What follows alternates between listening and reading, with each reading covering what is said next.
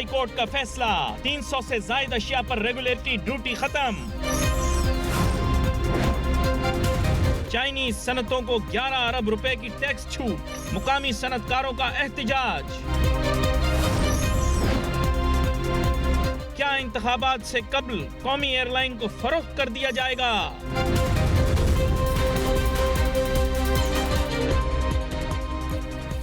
नाजरीन, रुपया पैसा में आपको खुश आमदीद कहते हैं। मैं हूं अली नासिर।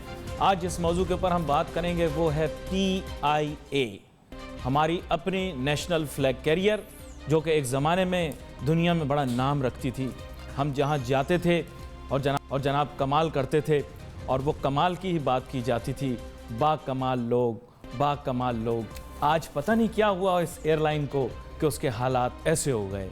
कुछ अरसा पहले एक साहब थे, मेरे ख्याल जानू जर्मन हिलब्रांड साहब, वो जो हैं वो लगे इसके अहम ओहदे के ऊपर, और हिलब्रांड साहब के दौर में एक पूरा का पूरा जहाज़ कहीं गायब हो गया, हवा हो गया। हमें आज तक नहीं मिल रहा कि वो कहाँ हैं।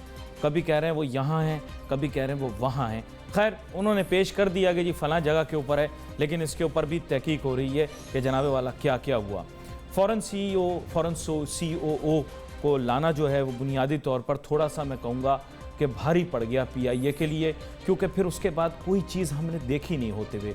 PIA का एक जहाज़ बड़े हसीन तरीके से सजाया गया, बनाया गया, उसमें नई नवेली जवान एयर होस्टेसेस भी रखी गई। हाँ, बिल्कुल नायाब चीज़ है। मैं एयर होस्टेसेस के मुतालिक तो आपको और बताऊंगा कि PIA की एयर होस्टेसेस कैसी होती हैं। तो लेकिन बुनियादी तौर के ऊपर बड़ा उसको जनाब रेडी किया है उन्होंने। पता नहीं क्या होती है, वेट लीज, ड्राई लीज, ऐसे करके इन्होंने चलाया। पता नहीं उसका भी क्या कोई असर हुआ उस प्रीमियम सर्विस का कि नहीं हुआ, इसके बारे में भी बात करेंगे। हमारे साथ बहुत ही अहम मेहमान आज शामिल गुफ्तगू होंगे। आरिफ अब्बासी साहब वैसे तो एक socially very well known personality हैं, but a very long serving CEO of PIA, 3 times I assume. Welcome sir. Thank you. बुनियादी तौर पे सर मैं गुफ्तगू का आगाज़ करूँगा। मुझे नहीं पता आपको मेरी तमहीद या इब्तदाइये में कोई चीज़ गलत लगी हो, आप उसे फैक्चुअली करेक्ट कर दीजिएगा अगर मैंने कोई चीज़ गलत कही हो। आपकी नज़र से ये बातें गुजरी हैं। पिछले दिनों के अंदर इन्होंने कहा कि जब मैं PIA को रिवाइव कर लेंगे, तो वो वेट ड्राई लीज, सर हम तो आम मासूम लोग हैं, हमें नहीं पता ये क्या होता है, वेट लीज क्या होती है, ड्राई लीज क्या होती है, लेकिन बुनियादी तौर पर एक जहाज़ इन्होंने लिया। वेट लीज वो होती है जिसके अंदर जिस एयरलाइन से आप जहाज़ लेते हैं जी, उन्हीं से आप पायलट और कैबिन क्रू भी लेते हैं, वो वेट लीज। और जो ड्राई लीज है, हाँ, वो सिर्फ जहाज़ होता है, उसके अंदर क्रू नहीं। यानी उसमें जो है सिर्फ दुल्हन को लेकर आते हैं, यहाँ पे ससुराल साथ रहता है आपके, यही बना ना, माने इसके यही बने। तो वेट लीज, तो ये वेट लीज के ऊपर जो जहाज लिया था मेरे ख्याल से, या मुझे नहीं इसके बारे में, मुझे भी इसका इतना अंदाजा नहीं है। मुझे बस ये पता है एक प्रीमियम सर्विस के तौर पर लॉन्च किया गया था। वेट लीज ड्राई लीज का मैंने तो फ़र्क जाना। बुनियादी तौर पर वो जो लिया, उसके बाद फिर उसके कोई रिजल्ट्स आए? पता नहीं, आई हैव नो आइडिया। पर अब वो service, you have been out of touch of this, so I should talk about the past with you, about the glorious past of PIA. जैसा आपको जी। चलिए मैं आपसे पास्ट के बारे में पूछता हूँ। बुनियादी तौर पे क्या PIA हमेशा ही ऐसी एयरलाइन थी जैसे आजकल है? इसके हालात इसी तरह थे? इसके पर प्लेन जो है वो रेशियो ऑफ एम्प्लॉइज बहुत ज़्यादा हाई था, इसके अंदर ओवर एम्प्लॉयमेंट बहुत ज़्यादा हुई थी? नहीं था ऐसा तो पहले कैसा था? देखिए, फिर क्या हुआ? मैं 2-3 बातें आपको बताऊं जी। कि PIA एडवर्टाइज करता था 44 एयरलाइंस उन ट्रेनिंग लेती थी जी, PIA के ट्रेनिंग सेंटर में, ठीक, और वो अखबारों में एडवर्टाइज होता था। बिल्कुल। और अब PIA अपने आप को ट्रेन नहीं कर पाती है ना, तो ये तो अजूबा बात है ना। ये कैसे हो गया? ये तो ऑब्वियसली मिसमैनेजमेंट की वजह से हुआ ना। यानी एकदम नहीं हुआ सब कुछ? देखिए, आपने मोटे मोटी जहाज़ों की बात करता हूँ मैं, एयरलाइंस की। आपने जॉर्डन को खड़ा किया, आपने माल्टा को खड़ा किया, जी जी, इवन सिंगापुर की मदद की, एंड फाइनली जो एमिरेट्स आप देख रहे हैं वो तो फ्रॉम ज़ीरो आपने बनाया, PIA ने बनाया। तो फिर हमने अपना क्या फिर किया? यही मैं कहने वाला था कि ये सब आपने किया, और इन्यूमरेबल बहुत सारी अफ्रीकन एयरलाइंस। तो PIA कोई छोटी मोटी चीज़ थी नहीं, और टॉप 10 में तो वो रहता था। अच्छा, राज की बात आपसे पूछूं? लोगों को मुलाजमत देनी पड़ती पाकिस्तान में पैसिफाई करने के लिए। आपके दौर में भी क्या मुलाजमतें बढ़ती थी? नहीं, देखिए, मैं मजबूरियां थी, कोई कंपल्शंस थी? आपको अगर बनाया है चीफ एग्जीक्यूटिव, तो आपको देखिए, आपको पॉलिटिकल तरफ से तो आपको रिक्वेस्ट आती हैं, मगर आपको नहीं कहना भी आना चाहिए, बिकॉज एयरलाइन के अंदर वैसे ही बहुत ही नॉलेजेबल लोग को रखते हैं, और वो आपका जो पुराना स्टाफ है और जो रिटायरमेंट हो गई जिनकी, वो भी बाज़ों को तो फोर्स रिटायरमेंट मिली थी, और मगर ये लोग जो है, ये इनसे अच्छी मैनेजमेंट और मैन पावर पूरे पाकिस्तान में नहीं है। आप पूछें क्यों? इसलिए कि मैं आपकी बात मुझे हजम नहीं हो रही। इसलिए कि देखिए, एजुकेशन तो नहीं होती पाकिस्तान में ज़्यादा, लिटरेसी शायद होती है, मगर एजुकेशन तो बहुत कम होती है। ये तो बड़ी गहरी बात कर दी आपने। तो उसके साथ साथ आप देखें कि हमारा तो लोडर है, वो भी ट्रैवल करता है, तो travelling is the best thing after. I agree, है ना? आई तो एग्री। अगर लोडर है, वो भी कुछ ना कुछ पिकअप कर लेता है, तो इन लोगों को इग्नोर करना बड़ी गलत बात है। Was the airline heavily unionized during your time, just like it is now? अरे, आपके पास ऐसी यूनियन थी जो दुनिया की सबसे अच्छी यूनियंस में उनका नाम था। अच्छी यूनियन? उनका नाम था एयरवेज एम्प्लॉइज यूनियन, और उनके जो हेड थे वो थे तुफैल अब्बास, और जितने डिसीजन लिए गए थे उस जमाने में सब यूनियन ने लिए थे। और मैंने सीबीए टाइप जी, और जो डिसीजन थे, की डिसीजन थे, जैसे कि उन्होंने सबसे पहले पाकिस्तानी चीफ एग्जीक्यूटिव को डिमांड किया, और ज़फ़रुल हसन आए थे पहले पाकिस्तानी चीफ एग्जीक्यूटिव, जिनने देखा जाए तो एयरलाइन बनाई। अच्छा, फिर उसके बाद आप देखें कि सर जब ईस्ट पाकिस्तान गिरा जी, तो डिसीजन पीआई की मैनेजमेंट ने ये लिया था कि आधा मुल्क चला गया तो आधी एयरलाइन भी ख़त्म कर दो। ये यूनियन ने रोका और कहा कि देखिए, हम 4 गुना ज़्यादा ग्रो करेंगे, हम वादा करते हैं, मगर आप किसी को निकालेंगे नहीं और कोई जहाज़ आप बेचेंगे नहीं। ये उनका डिसीजन था। दीज आर की डिसीजंस। आपको पता है 2 सेनेटर जो हैं वो पार्लियामान में बैठे रहे, जो कि पीआईए की बेसिकली यूनियन एक्टिविटी से वहाँ पर पहुँचे। 2 सेनेटर, आपको नाम भी पता है, मैं नाम नहीं लूँगा, बड़े लड़ाका टाइप सेनेटर्स हैं वो। एक माजी में रहे, शायद एक आजकल भी हों, मुझे पता नहीं, लेकिन ये लोग यहीं की सियासत से बने। आप तो समझ गए बात। अब दोनों ये जो बड़ी पॉलिटिकल पार्टीज थी, नाम ले सकता हूँ, नॉन लीग और पीपल पार्टी, इन दोनों ने अपना बड़ा ज़बरदस्त होल्ड रखा हुआ था पीआईए के अंदर। देखिए, जब से यूनियन का काम वेलफेयर है, और जब से पॉलिटिसाइज हुई है यूनियन, पहले पॉलिटिसाइज नहीं थी क्या? ये जिनका नाम मैंने लिया एयरवेज एम्प्लॉइज यूनियन, ये बिल्कुल पॉलिटिसाइज नहीं थी, और ये तो मैनेजमेंट से टक्कर भी लेते थे और गवर्नमेंट से भी। टक्कर तो इन लोगों ने भी ली। नहीं, टक्कर ली, फायरिंग हो गई, देखे ना, मगर वो लोग लेते थे, गोली चल गई, जान चली गई। ये लोग लेते थे सिर्फ वेलफेयर के ऊपर। और जो तुफैल अब्बास साहब थे, उनको ऑफर की थी, मिनिस्ट्री भी ऑफर हुई है उनको, एडमिनिस्ट्रेशन की डायरेक्शन भी ऑफर हुई है, मगर ही डिड नॉट एक्सेप्ट। क्यों? उन्होंने कहा था मेरा काम तो वेलफेयर है, आप मुझे कहाँ इन्वॉल्व कर रहे हैं। नहीं, बट लार्जली स्पीकिंग। अच्छा, मैं दूसरे पॉइंट की तरफ आता हूँ आपसे। आपने बोला बहुत अच्छे हैं, बहुत।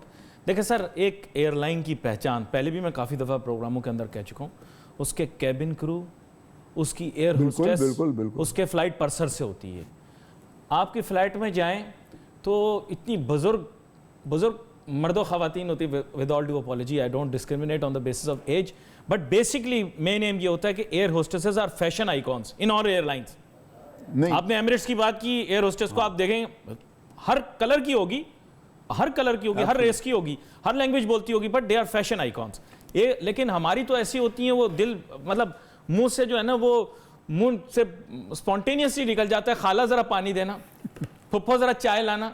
सर ये जरा देखना पड़ता है। कुछ हैं यंग भी, ये नहीं होता था। कुछ हैं यंग, लेकिन ज्यादातर जो हैं वो नहीं। मगर यंग एंड ओल्ड का इसमें देखिए, स्कैंडिनेवियन एयर सर्विस जो है उनको उस एयरलाइन को बार बार मिलता था बेस्ट कैबिन क्रू। अगली दफा मुझे पीआईए के जहाज में चाय भी नहीं मिलेगी जो बातें मैं कर रहा हूँ जी। नहीं, उनको मिलता था बार बार एयरलाइन बेस्ट सर्विस का अवार्ड।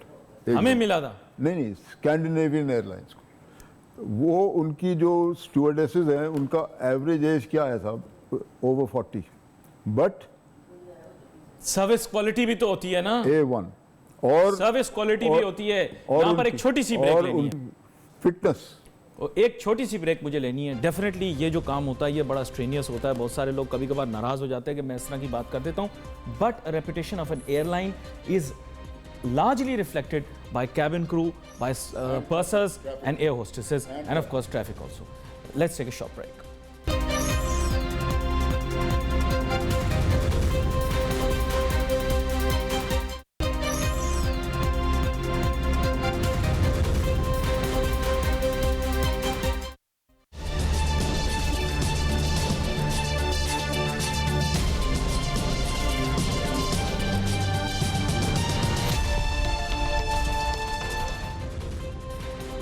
नाज़रीन वेलकम बैक आफ्टर ब्रेक। गुफ्तगू का आगाज़ जब मैंने किया था तो मैंने बात की थी कि हमने प्रीमियर सर्विस शुरू की थी। खैर उसकी तफसीलात से मैं कहूँगा भरपूर अंदाज से वाकिफ़ नहीं थे आरिफ अब्बासी साहब, लेकिन ये उसकी सेंसिटिविटी से वाकिफ़ ज़रूर हैं। मैं चाहूँगा कि अगली दफ़ा ज़रूर इस पर बात कर लें। इस दफ़ा मैं 2-3 चीज़ें और जो हैं वो जानना चाहूँगा। बुनियादी तौर पर हमेशा बात होती है जनाब, हमारे पास पाकिस्तान के पास न्यूयॉर्क के अंदर एक होटल है और वो होटल है रूज़वेल्ट होटल, और वो होटल जो है वो दुनिया के मारूफ तरीन होटलों में उसका जो है वो नाम आता है। और बुनियादी तौर पे जब भी पीआईए की निजकारी की बात आती है तो कहा जाएगा कि ये बड़ा प्रीशियस एसेट है, बड़ा प्रेशियस एसेट है पाकिस्तान का, और इसको जो है वो नहीं बेचना चाहिए क्योंकि ये बड़ा अहम है। तो यहाँ पर मैं इनसे जानना चाहूँगा, सर आरिफ अब्बासी साहब, सबसे पहले तो मुझे ये बताएं कि हम एक इतनी ज़बरदस्त airline, Roosevelt is name of one of the American presidents, definitely Teddy Roosevelt है ना, तो and one of the very darling presidents of the United States. जैसे तारीख के अंदर उस मुल्क ने अपनी तारीख को बड़ा प्रिजर्व किया हुआ, हमारे यहाँ तो याद करना बड़ा मुश्किल हो जाता है। लेकिन बुनियादी तौर पर ये होटल पीआईए ने जब ख़रीद लिया उसके बाद जनाब वाला, अब जब इसको पीआईए को बेचने की बारी आती है तो लोग कहते हैं ना ना ना ना ना होटल रूज़वेल्ट ना कहीं बिक जाए। तो होटल रूज़वेल्ट में कौन से क्या हीरे जो मोती जो जड़े हुए हैं कि जिसकी वजह से रूज़वेल्ट होटल नहीं बेचा जा सकता? एक तो उसकी पोजीशन बड़ी स्ट्रेटेजिक है। अच्छा, कहाँ पर है? सॉरी मैं मेले वकूफ़ से वाकिफ़ नहीं हूँ, थोड़ा बहुत आप हमारे नाजरीन के लिए बताइए। शहर के वस्त में ग्रैंड सेंट्रल स्टेशन जो है न्यूयॉर्क, ओह उसका अगर आप जाएं तो उसके रिसेप्शन से जाते हैं वहाँ रूज़वेल्ट। जी जी जी, ग्रैंड सेंट्रल। तो आप इमेजिन करें ऐसी लोकेशन है, इतनी अच्छी लोकेशन है, सेंटर ऑफ द सिटी जैसे। Yes of course, central station, and it's over 1000 rooms, जैसे किंग्स क्रॉस लंदन में है वैसे जो है ना 1000 रूम्स के करीब का होटल है वो। 1000 रूम्स का होटल है, और क्या? तो ये लोग बोलते हैं नुकसान में बेकार है। ये बहुत सारी बातें आई ना गर्दिश में, मीडिया में आती रहती है। मीडिया वाली बातें आपको बता रहा हूँ, पीआईए वाली बातों पर अब भरोसा नहीं करता माजरत के साथ, जब से जहाज गुम हो गया। तो वेल दैट इज ट्रू, मगर बहुत स्ट्रेटेजिक होटल है और वो आपके ऊपर है कि आप उसको किस तरह रन करते हैं, किस तरह मैनेज करते हैं। देखिए ये बस एक ही होटल है न्यूयॉर्क में? नहीं, बस ये एक ही होटल है न्यूयॉर्क में एक। हाँ, उसके अलावा कहाँ है पीआईए के पास? देखिए ये शुरू किया था एयर मार्शल नूर खान ने। ओह, बड़ी मशहूर पर्सनैलिटी है मार्शल नूर खान है, और उनके एक न्यूयॉर्क में था, एक स्क्रीब पेरिस में था। स्क्रीब, SCRIB। ये क्या कोई छोटा सा होटल है? नहीं, 6 स्टार डिलक्स होटल था जब उन्होंने खरीदा था। 6 स्टार होटल जी, उसको फिर उसको उसके बीच में मेज़नीन डाल के वो फिर उसकी रेटिंग लो हो गई, मगर it is a beautiful hotel और ओपेरा पे है वो। अच्छा। बड़ा सेंट्रल पार्ट है और बड़ा फैशनेबल पार्ट है of Paris of all. Never heard about it, हमने तो रूज़वेल्ट का ही सुना। नहीं, प्रेस में पढ़ा था मैंने, स्क्राइब लिखते हैं वो असल में, लेकिन बुनियादी तौर पर क्या है कि फ्रेंच आर वेरी। फिर आप आगे बढ़े तो अबू धाबी में आपका होटल था। अबू धाबी में होटल था? City centre hotel. City centre, अच्छा। और कहाँ फिर कहाँ था? आपका होटल रियाद में था जिसका नाम था मिनल। तो ये भी अच्छे होटल थे, मयारी? गुड होटल थे, आपने बनाए थे, बनाए थे आपने, ये नहीं था कि वो एग्जिस्ट करते थे और आपने खरीद लिया। सर हैरान होता हूँ मैं, ये वही मगर जब आपके पास चार होटल्स थे तो अब तक तो आपके पास 100 से ज़्यादा होने चाहिए थे, होने चाहिए ऑब्वियसली, मगर अब आपके पास 2 रह गए। जब फर्स्ट नॉन गवर्नमेंट आई, नॉन की गवर्नमेंट सॉरी, तो तब आपको याद होगा ओपन स्काई पॉलिसी इंट्रोड्यूस की गई थी। उसके माने नहीं पता, मुझे नहीं पता, मैं आपसे पूछ रहा हूँ सर, मैं तो मासूमाना सा। देखिए, ओपन स्काई के माने ये नहीं कि आप ग्राउंड हैंडलिंग किसी फॉरेन एजेंसी को दे दें। आपने तो दनाता को लाके दे दी, वो पैसे कमाते हैं कराची में और वो पैसे ले जाते हैं दुबई। ये क्या बात हुई? दुनिया में आप एक एग्जांपल बता दें मुझे जहां ये इस किस्म की चीज़ होती है। तो आपके पास डोमेस्टिक होगा ही नहीं ना, लॉजिस्टिक कोई हैंडलर? क्या मतलब? होगा ही नहीं कोई। जितनी इक्विपमेंट पीआई की ग्राउंड हैंडलिंग में किसी के पास नहीं है, और शाहीन जो है वो ग्राउंड हैंडलिंग वो भी करते हैं, तो फिर आपके पास सब कुछ है। तो उसके बाद तो लिबरलाइजेशन भी हुई पाकिस्तान की। अभी रिसेंट बात है, हिस्टोरिकली पहले तो पीआईए करती थी। पीआईए के असल में बेनिफिट ये था कि बीच में जोर जबरदस्ती भी तो रखी हुई थी ना, कि आप 1 साल पीआईए जाएंगे, फिर 1 साल आप दूसरे टिकट पे जाएंगे। ये क्या माने? मतलब ये है कि you could not always travel on it was never in the past, it was not allowed ना कि you continuously keep on travelling on a foreign airline, sometimes in between you have to go by PIA. ऐसे ही था ना कुछ? नहीं, आप there was a compulsion, PIA used to get automatic. ये तो इधर देखें, दिस इज समथिंग दैट ये तो दुनिया भर में होता है। May be it is an unwritten law, मगर होता था। देखिए, निक्सन ने इंट्रोड्यूस किया था ओपन स्काई पॉलिसी, ठीक है, यूएस में 2 वॉल्यूम्स थे उसके, हैं, और अभी तक रिसेंटली सिर्फ एक पोर्शन उसका इम्प्लीमेंट हुआ है। आपने जो रिलैक्स की है जब से ये पॉलिसी। और आपके पास जो ओपन स्काई पॉलिसी है उसकी तो मैंने शक्ल भी नहीं देखी, और वो 1.5 पेजेस की है। सर कैसी बातें कर रहा है? 1.5 पेजेस की है। 1.5 पेज? या Open sky led to the liberalization of aviation in Pakistan. ये liberalisation is abuse. I think नहीं, इट्स अब्यूज। बट इट्स हाँ, फ्री मार्केट foreign- इकोनॉमी, ऐसे करना पड़ता है, इजाजत दें दूसरों को। मुझे आप एग्जांपल दें किसी और का जो ये करता है। फॉरेन एयरलाइंस को आपने डोमेस्टिक एयरलाइन बना दिया, वाह वाह वाह। और फिर पीआईए कहाँ गई? सर पीआईए अपनी सर्विस की वजह से, पीआईए अपनी कारकर्दगी की वजह से, पीआईए अपनी उस जमाने में नहीं, जब ये दी गई थी तो पीआईए वाज परफेक्टली ऑलराइट। सारी देखें, उसमें लिबरलाइजेशन का एक फ़ायदा ये हुआ कि उससे पहले पीआईए की हैजमनी थी, उसके बाद ये सारी एयरलाइनें आई, और भी 2-3 है जो बंद हो गई हैं। नाम में उनका क्यों बंद हो गई?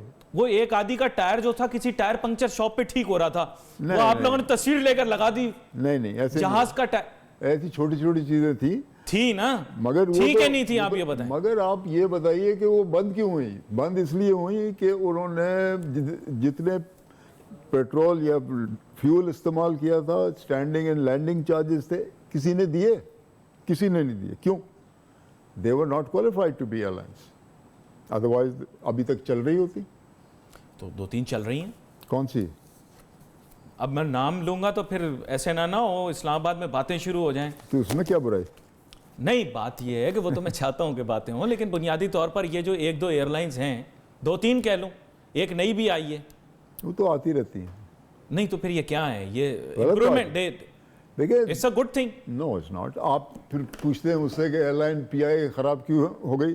आपकी जो डोमेस्टिक नेशनल कैरियर है उसको तो प्रेफरेंस देनी पड़ती है, फिर नहीं तो देखिए ना क्या हाल हो गया उसका। Have you been hearing what's in the news? Daniyal Aziz साहब ने शायद बीच में बात की है कि जनाब पीआईए को जो है वो बेचने की तैयारी है, और जो न्यूज़ रिपोर्ट्स हैं और उनकी बातों से अखज़ किया जा सकता है वो ये है कि इलेक्शन से पहले ही शायद इस मामले को निपटा देंगे। पीआईए को बिकना चाहिए, नहीं बिकना चाहिए? नहीं, मैं तो नहीं समझता। तो नुकसान कर रही है, आवाम की जेब से पैसे जा रहे हैं, पीआईए को कैसे नहीं ये तो बिकना चाहिए? फिर आप देखें, पता करें क्या हो रहा है, क्यों हो रहा है ये। तो आप बताएं, पीआईए के जहाज़ जो हैं बहुत सारे लोग हमें बताते रहते हैं जहाज़ खाली जाते हैं। मुझे पहले यकीन नहीं आता था। नहीं। एक दिन मैंने बुक कराई टिकट 777 जंबो की, वापस आ रहा था मैं इस्लामाबाद से कराची, जहाज़ पूरा खाली था। नहीं, मगर- पूरा खाली मतलब ये है कि उसमें ऑक्यूपेंसी बहुत ही कम थी।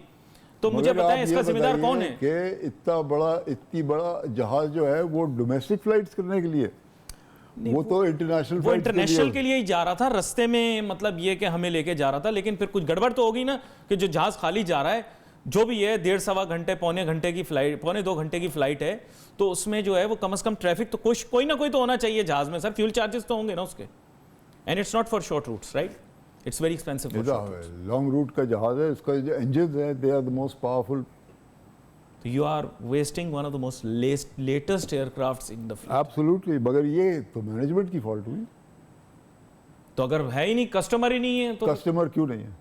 आप लाएंगे तो होगा। तो आपके ख्याल से इंटेंशनली जहाज में नहीं बिठा रहे? इंटेंशनली नहीं, मे बी इट्स इनकॉम्पिटेंस, मगर मैं उसके ऊपर पास जजमेंट कैसे करूं? नहीं, तो इनकॉम्पिटेंस के माने ये है कि जो जानू जर्मन बीच में आया था, ये तो गोरा था, और गोरे तो सारे अच्छे होते हैं। अच्छा? पाकिस्तानी भाई, ये राय है पाकिस्तानियों के बारे में, ये कहते हैं कि प्रोडक्टिव नहीं है पाकिस्तानी। मैं नहीं कह रहा भाई, हमारे यहाँ लोगों की राय डेवलप हो मैंने गई तो आपसे अभी कहा था ना कि आप पीआईए से अच्छा मैन पावर पाकिस्तान में नहीं है। है।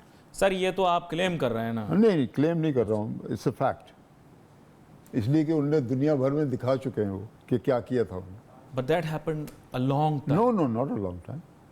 हिस्टोरिकली तो ओवरनाइट कितने में 4, 5, 6 साल, 8 साल, 10 साल, नथिंग।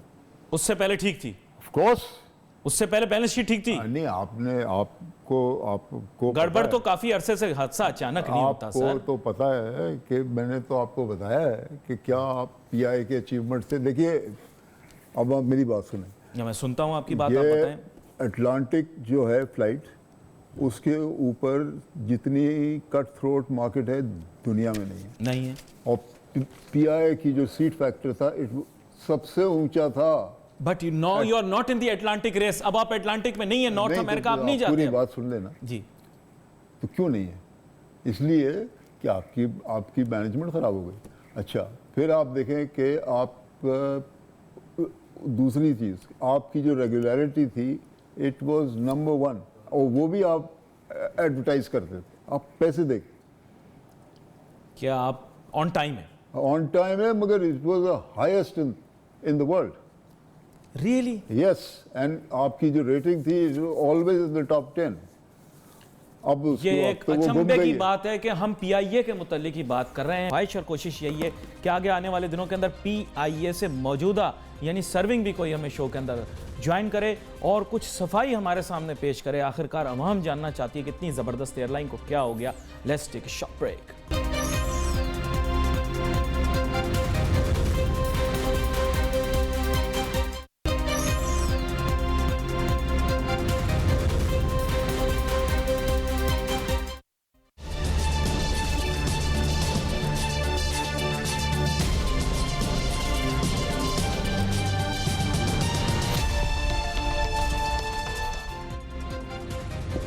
नाज़रीन, वेलकम बैक आफ्टर ब्रेक। गुफ्तगू हमारी जारी है, बात कर रहे हैं हम पीआईए के मुतालिक, और हमारे साथ मौजूद हैं long serving 3 time CEO of PIA mister Arif Abbasi. और इनके साथ मैं बात कर रहा था ब्रेक के दौरान भी, बड़ी हैरानकुन बातें इन्होंने मुझे बतलाई, उनके बारे में भी ज़रूर बात करूँगा। Solutions on how to solve the PIA cases, वो काफ़ी दफ़ा हम लोग ये पढ़ते भी रहते हैं, अखबारों में भी आता है, और लोग केस स्टडीज़ भी करते हैं, बड़े सीनियर लोग केस स्टडीज़ करते हैं, कहते हैं प्रॉफिटेबल रूट्स लाएं, राइट साइजिंग के ऊपर बहुत ज़्यादा फोकस है, पीआईए में बहुत ज़्यादा ओवर एम्प्लॉयमेंट है, फाइनेंशियल रीस्ट्रक्चरिंग है, जो कि मैं तो कहूँगा कि it has to be done on a massive scale, और क्या नाम है, अपग्रेडेशन ऑफ फ्लीट, और इसके अलावा last but not least you have to make very good alliances in the aviation industry. Sir, ये तो कुछ सोल्यूशंस हैं जो अमूमन हम लोग अखबारात में भी पढ़ते रहते हैं, जनरल नॉलेज आप तक भी आती होंगी, माजी में भी आती होंगी, अब भी आपने देखी होंगी कि ये बातें की जाती हैं। तो अगर बेचेंगे नहीं तो फिर ये कर लें, तो ये करने के लिए तो अरबों डॉलर चाहिए, वो हमारे पास है नहीं। क्या करने के लिए? ये सारे काम करने के लिए। वो कौन से काम है बताएं? भाई कहते हैं राइट साइजिंग करो, पर प्लेन जो है हम हाईएस्ट स्टाफ जो है वो कैरी करने वाले एयरलाइंस में से हैं, सबसे ज्यादा नहीं। अब आप मेरी बात सुनें जी। देखें, पीआई एक्ट को अगर आप पढ़ें, it is your job to provide people with work, आपका टाइम। फिर आपका काम है कि जो एरियाज डोमेस्टिकली सर्व नहीं हो रहे, केटर नहीं हो रहे आपने? जो डोमेस्टिकली वायबल नहीं है, Viable मगर अपने कम्युनिकेशन को बढ़ाने के लिए आपको वहाँ सर्विस देनी है। ये PIA एक्ट में, PIA एक्ट में था, क्यों नहीं? और ये आप करते थे, इन स्पाइट ऑफ दैट आप प्रॉफिटेबल भी थे और उसके साथ साथ नंबर 10 से बाहर कभी नहीं गए वर्ल्ड में। मुझे सिर्फ आपसे एक चीज पूछनी है, एक चीज अपने अच्छा, माइंड में नहीं, क्लियर करने की। मेरी हाँ सर, आपको वो तो सुन लें। बिल्कुल सुनो। अब इसके अंदर देखें आप कि आपने कह दिया कि ओवर एम्प्लॉयमेंट, बहुत ज्यादा। अच्छा, तो ओवर एम्प्लॉयमेंट के बारे में आप देखें कि दूसरे एयरलाइंस का जो बजट है ऑन पेरोल, वो ऑपरेटिंग कॉस्ट का कितना परसेंट है ना? तो वो अगर आप देखें तो 40 से ऊपर है, और PIA का जो है वो 20s में है, समझे आप? वो तो लोकल सैलरीज की सुनिए वजह ना, से है सुनिए ना। सुनिए। तो जब ये पोजीशन है तो आपको तो जॉब्स देनी है, चाहे आपको पसंद आए चाहे नहीं आए, और मगर आपको सिलेक्टिव जॉब्स देनी चाहिए ना। फिर जब PIA खुली थी तो सिक्योरिटी सर्विसेज PIA में, पाकिस्तान में नहीं थी, तो आपको अपनी बनानी पड़ी।